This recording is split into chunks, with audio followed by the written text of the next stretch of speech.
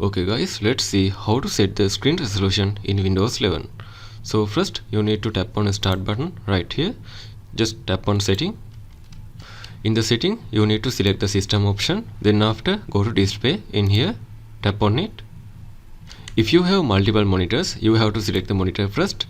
As in this tutorial I am going to change the first monitor. So select the first one. Scroll down.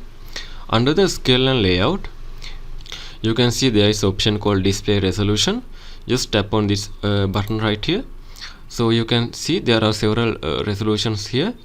So it is better you are selecting the recommended one. It is right here. If you using the lower version, your display will be blurry. So make sure to select the recommended one. So now it is selected, that one.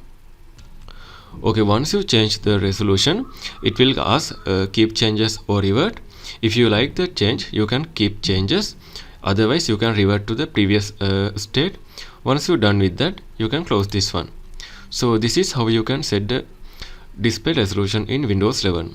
And if you think this video is helpful, please consider subscribe and liking this video.